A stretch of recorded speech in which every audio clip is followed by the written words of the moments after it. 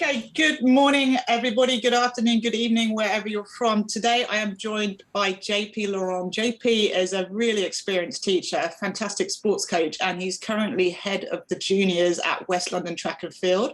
He's joining us from Woking in England to talk about his experiences and hopefully inform how he can pass on his knowledge and understanding from his cross-sport approach into what you're doing. So, JP, welcome. Thank you, Ellie. Thanks for having me. Great to have you here. So JP, let's start with a little bit about your background so people can get to know you. Tell us about yourself. Okay, so I grew up in Durban in South Africa in a very warm climate and played pretty much every sport. So I played rugby, cricket, soccer, tennis, athletics, every sport. And I suppose that my highlight sport-wise in that time was I was part of the first team junior team to tour out of South Africa after apartheid ended. So we toured around England and Denmark, and that was for soccer. Then I moved here when I was 20 and ended up getting married and studying sports science, and then became a PE teacher, which I didn't really think I was going to do, but ended up doing that for 13 years, where I met you. And as part of that, I set up a sports performance program at the college we worked at, where you and I both coached rugby players, cricketers, athletes, to hopefully give them a chance to progress in their sport. And that ended 4 years ago? 4 years ago, yeah. And when I set up the West London Track and Field Juniors with you guys, and we started with 10 people in a sports hall in Lightwater down the road, and now we've got 160 plus every week. Obviously at a track now. So there's a lot of stuff I want to pick up on there, but I'll start with the teaching background. So obviously you're a classroom teacher, you did A-level PE, BTEC sport, various other things throughout your tenure as a teacher. What are the things that you learned from teaching that has helped you as a coach, and what do you think coaches can learn from teaching on the flip side of that? Without sort of thinking about it, I think teaching really helps you to become a better coach. So the things I've written down here that apply to both teaching and coaching are, for me, I found this out quite late, but learning is completely individual in both how people learn and how long it takes people to learn a concept or a theory or how to accelerate. It's completely individual. And when you have lesson observations and they're watching an hour-long lesson, to judge someone on that hour if 30 people have learned something is an absolute nonsense. Because when you teach over a period of time, you realize that some people might get it in an hour, 2 hours. Others might take 6 months, but it doesn't mean the learning's any worse. In fact, the ones who take 6 months often are the ones who learn it for longer and actually do better. So I learned that learning is completely individual for each person. And then the next thing was linked close to that was it was that engagement with each person in your class. So one of my biggest, I wrote on every lesson plan I did, was to make sure I spoke to every single person in my lesson. So it wasn't about clever learning objectives. It was more about I will speak to each of these people in my class, find out something about them, and they're far more likely to listen to you, to trust you, to work for you if they feel like you actually have an interest in their life. And that's for coaching as well. So I greet. We have 34 on our biggest day come down to the track. I stand by the gate, say hello with their name, not just hello, and they walk on. Hello with their name, ask them how their week was, ask them something about this sport because I've also invested in learning about what they do outside of athletics. But that's a massive thing. And then I did put one thing which I think is teacher related, which is sort of boring, but planning. And not just planning as in today I'm going to teach, I don't know, acceleration. It's actually what am I going to do at the beginning of my session, what's in the middle session, what could I change if it doesn't work or they find it too easy, and then how am I going to finish it with a common thread across all of that, not just random things. Sort of how you plan is, I think as a teacher you have to do it, otherwise you crash and burn if you don't plan properly. So you have to plan, and I plan every single session I do. I've got a piece of paper that I take with me, and it's got everything on there. Sometimes I start with it and ignore it. Other times I have to go back to it and go, actually, this is not quite working. What else have I thought about that I could use here? So I suppose the sort of the boring bit is planning, but the rest of it is about people and engagement, listening, giving everyone a chance. Awesome, fantastic. And you mentioned there about coaching in multiple sports, and obviously you taught people with different abilities, JP. So from that background of multiple sports and how you had to teach it with large groups, what has that brought to you in terms of being an athletics coach now, working in track and field? I think really a lot, actually, because I still coach speed for rugby and for football or soccer, but on a separate sort of platform. So it's really good that I still have that connection. But for me, a lot of it's context. So if I'm coaching acceleration, so I've used it 3 times. Let's do something else. If I'm coaching, I don't know, throwing, so javelin throw or vortex throw. If I'm coaching it to someone who I know plays cricket or rounders, I can link it to a specific situation. You pick the ball up from the ground in cricket, you've got to get your elbow up above your shoulder anyway, like a vortex throw, and then you throw it in, and you can. It really helps because athletics is a minor sport in most of the people I coach. They play all the other sports. They play 3 or 4 times more a week than they do athletics. So they have greater understanding of the other sport than athletics. So I think context is big. The other thing, I suppose, things like I put a lot of, I make all my coaches do multi-directional games as well. So not just straight lines, because I know that when you're playing other sports, you can't just run in a straight line. So we do lots of games like bulldog and tag games. Even the older ones play, and they love it. But if you watch them change direction, you watch them accelerate. Actually, when they're playing games, you could coach it all you want. They will never do it as well as they do it in a game when they're trying to get away from their friend. So that kind of element of, it's not just about straight lines. It's not just about throwing with your stronger arm, using both sides of your body the whole time, jumping off both feet. And quite often even like 15, 16-year-olds are like, I've never thrown with my wrong hand. And I just find it incredible that you wouldn't try and sort of connect the other side of your body to what you're trying to do. Oh, and I put one more thing, no cues.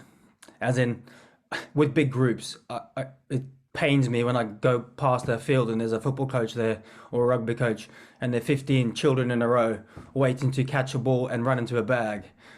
I don't like cues. Make your practice better, that there's people involved the whole time. So if you've got a line of 5 or 6, fix it. Do something else. Find a different way to do it.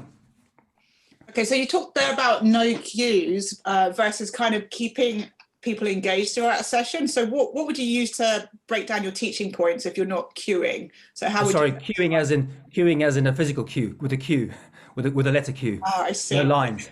Okay, no lines. Differentiation.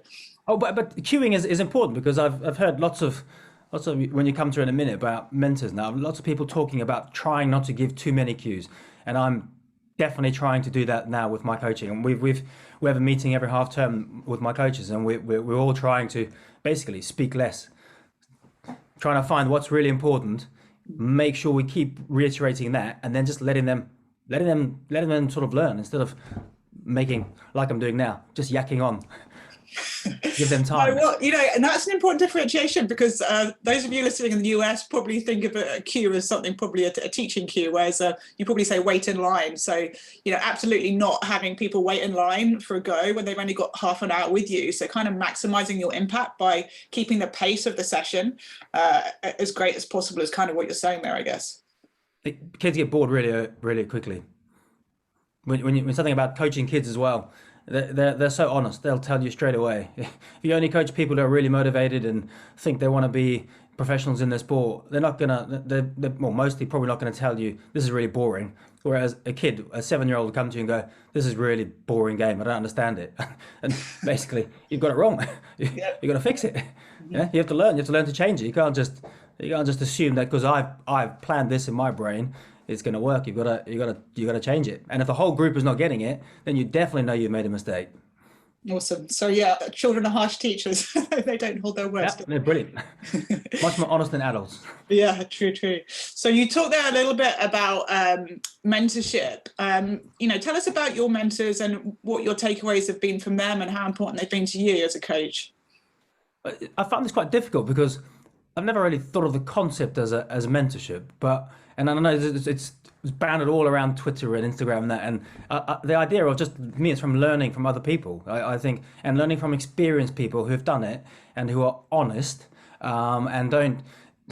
I mean, there's so many people who sort of brag all the time, but in my experience of following lots of people, I'll mention them in a second, but it's the people that are the most successful are the least sort of arrogant, the least likely to really sort of blow their own trumpet and actually just seem to make things a lot more simple. And that's one of my points as well. But I suppose I'm going to embarrass you, but it's probably you if I had to think of one person, because I know I can just send you a word or a name of a coach and you will get back to me with an informed response, not just your opinion, but I know yours has come through lots of people that I've never met, but I know are highly experienced and excellent in the field. So when I message you with like Brooks Johnson the other day, Brooks Johnson, just question mark, and you can get back to me with what you understand. And I asked you about lots of things. I mean, I always send you messages, and I know that you're going to get back to me with something that's got some sort of gravity behind it, not just an opinion that you've read from Instagram. So JP, so obviously I'm not the only person that's helped you. Tell me about who else has influenced you and kind of what your key takeaways are from whether you call it mentorship or just learning from others. What are the top things you've taken away from learning from other people so far?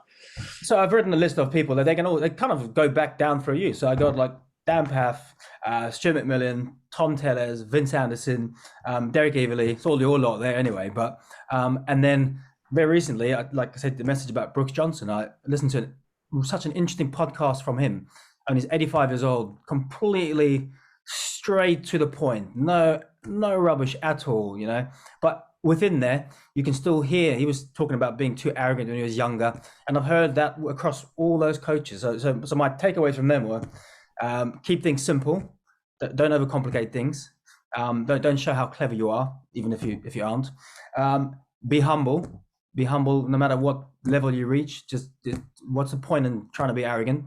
There's always someone better than you. And then I think learn. They all talk about learning, constantly learning. I heard Dan Paff on a podcast the other day saying that sometimes he feels like an imposter, and you think, like, if he feels that, all of us must feel like that at some stage, so it's okay to not know everything. It's okay that we're on that sounds cliche, but you're on a journey, aren't you? And you got to keep learning. You mentioned there that your background isn't in athletics, but you've thrown yourself into coaching large groups. I think there you said 34 people is one of your largest groups. So, this is a sport you haven't experienced personally. Like, what led you into doing something you're not experienced in? And how do you manage coaching such large groups of children who you kind of, like you said, are quite honest and get bored quickly? Like, how do you manage those things? So with the 34, the large group, there are three of us there. So we're split into three. So you got maximum 12 will be the biggest number in a group. So I'll have the 12. I find coaching the groups quite easy because I'm used to it. I mean, I coach 25, 30 rugby players. 12 people is very easy. I mean, sometimes if someone's absent, I coach both groups together, 20, 23. It's not a problem for me. I just have to change what I do. What I like about this sport, it underpins everything. Run, throw, jump. To me, that's almost every sport you look at, there's run, throw, and jump. So I find the sort of connecting what I used to do and what I do now very simple, actually, especially for the younger ones. It's jump with both feet, create crazy jumps, jump and turn. Don't just line up and do 25 long jumps. I don't think you're going to learn anything, especially when they're younger. Jump with both feet, run and jump and turn. You can throw something as you jump. You can be so creative with it. I find this sport, probably out of all sports, the easiest to be, because of the nature of how many different events there are, to be creative, and it's never difficult to write a 6-week training plan for them, because there's just so much to get through. Mm-hmm. And kind of linked to that, coaching large groups, what specific things, so people that aren't experienced in coaching large groups, what specific things can you advise them to do in terms of retaining attention and maximizing learning and impact within a certain kind of time frame? So this is definitely from teaching. I see this with some of the coaches who work with me who are inexperienced or haven't taught or haven't coached much. It's just being, I think number one is like voice. I speak really fast, but when I coach, I speak a lot slower, and it's just calming things down. And then it's being patient. Like, don't start speaking until they're all looking at you. and it's quite hard at first. But and you see even new teachers, they just start talking when three naughty ones at the back aren't looking at them. It's not going to work. You have to wait. If they have to wait there for 3 or 4 minutes first time, then so be it. They'll quickly learn. So it's just being patient, being confident, positioning, I suppose, where you stand when you coach. I've seen some sort of like some of the less experienced coaches watching them throw tennis balls or a vortex and watching one half and then the other half behind them. You know, you don't know what's happening behind you. Positioning, you have to make sure. I try and make the coaches say everyone's name before they throw, so then you know. You can even say all 5 names and then the 5 throw together, so you can actually control exactly what's happening. I think that's probably it, is the control of the group and the group's attention, control of when they can and can't do things, which is weird because you're trying to give them some autonomy, but with a big group, if you give too much, you're just gonna have chaos, and I've seen chaos. Every UK athletics course I've been on, the number one topic between the coaches in between at breaks and lunch was behavior of athletes. Every single one. Nothing about coaching, all about they're so naughty, their behavior's so bad. And then you watch them lead and you're like, well, that's why. So keeping everyone in view, you've talked about maximizing everyone's go so they're not waiting in line, positioning, voice. What mistakes have you learned as a young teacher? Obviously, those are some great tips. So what challenges have you faced? Kind of how have you overcome them kind of coming up through teaching and learning? And have you made any really big mistakes that you think, crikey, that's embarrassing? Share them with others so they can learn. Yeah, I think probably my perception of when I started teaching and coaching, my perception of what a good lesson was, my perception of what a good coaching session was, definitely has flipped completely. I thought a good lesson was teacher walks in, everyone takes their books out, everyone sits in silence, teacher talks, they write their notes, they answer questions at the end, they leave. That's what you led to believe a good lesson is. It's absolute nonsense. That's a terrible lesson. By the time I finished teaching, I hardly spoke. They would come in, sit down, they'd have a sheet there that was sometimes personalized, sometimes not. And then they have their own learning book, and we would do something together at the beginning, sort of introduce the topic, and then I would let them get on with it, music in the background, and then I'd go walk around and sit and talk to all of them, checking they're okay.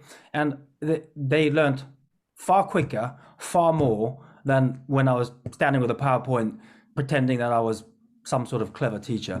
And I think it's the same with coaching. I thought lots of cones, lots of neat lines, everyone executing a skill perfectly for like rugby pass, and that absolute nonsense. If they're not making mistakes, if they're not trying something new, and then you're not challenging them. There's got to be something they do in your session that they can't do. If they can do everything, that's been a waste of a session, in my opinion. No, I like it. So kind of giving people the autonomy to make mistakes, to play, to learn, and you're kind of walking around supportively giving input where needed, but not trying to overcoach, overdominate a group. So that's a really useful tip. So you're obviously trying to set up this big junior club, and there's a lot of other facilities and clubs in terms of athletics in and around London where we are, JP. What are the biggest challenges you face specifically now trying to set up an athletics club, and it's a new athletics club, kind of with a slightly different philosophy probably to some athletics clubs? Maybe you can allude to what that is and the challenges you face so far and how you're hoping to overcome them. My best athletes are also the ones who are really good at rugby, football, tennis, all these other sports. So my challenge is to try and make sure I don't pressurize them too much that you must come and train 3 times a week with me. I've got to try and balance their entire life, what they do at school, what they do at their... I've got a young, year 6, so he's 11 years old. He swims 22 hours a week, does rugby on a Sunday for 3 or 4 hours, plays games at school as well, and now he's joined my athletics club. And he's very good, he's very strong, and very fast. Don't like the word strong, sorry. He's very fast and powerful. But I understand, I don't want to suddenly just chuck this guy into come and train more because you're really good. He must go and do all those things, and my job is to keep him involved, keep him enthused for as long as you can, and then later on in life, when he's 15, 16, maybe you can start looking at, okay, I can't do all of them. Maybe I can spend more time doing this one. And my job is to keep them wanting to do this sport as well as the other ones. And then hopefully they end up choosing it. Yeah, it is a challenge. And I know certainly American coaches listening will face those same challenges in terms of high school and the demands put on people very young. So that's interesting to hear. So kind of final question then, like obviously you've learned a ton of stuff, kind of throwing yourself in the deep end with track and field. You're hugely experienced in terms of teaching and coaching, but for new coaches coming through into the system or people considering moving into coaching, what would be your advice to those early career coaches or new coaches in terms of kind of avoiding some of those mistakes you've made and kind of just making their progress a little bit easier as a coach? Yeah, so like I've written down, I am an early career athletics coach, definitely. I'm still relatively new to this, but I would say simple mistakes. Get to know your athletes. Don't focus so much on what am I actually doing. You can learn that, but get to know them. Get to understand what they enjoy, something about their life. It'll make a big difference to them coming down, them staying, them enjoying the session as well. And then other mistakes, I don't know. I think I've said it already, but don't try and be a perfectionist at the start. I understand it's going to takes time, like anything. In education at the moment, there's lots of young people becoming senior managers at having taught for 3 years. It's impossible to be a really great teacher after 3 years. You might be a good, talented teacher, same as a coach, but it takes time. It takes time, and don't try and be the best coach in the world straight away. Learn, find people you can learn from. Excuse me, and be patient with it.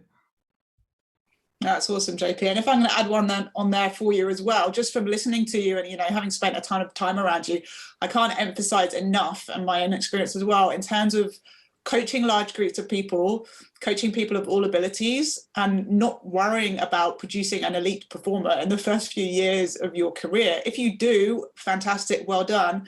But more often than not, it's probably by the fact you got an incredibly talented person and you just got lucky. I think learning your craft and throwing yourself into the deep end with big groups would be a huge piece of advice. Certainly Dan got me to do from the outset, and I really thank him for that. Because, making a mistake with an elite performer, who's very, very at the end of their career versus a large group of children who will learn and relearn, and it won't be a problem, are two very different, situations. So JP, thank you so much for joining us. It's been fantastic to chat with you, and I'm sure I can speak to everyone here saying that we've learned some stuff from you. So thanks for joining us, and good luck with your coaching. Thank you very much, Ellie. Thanks. Bye. Bye.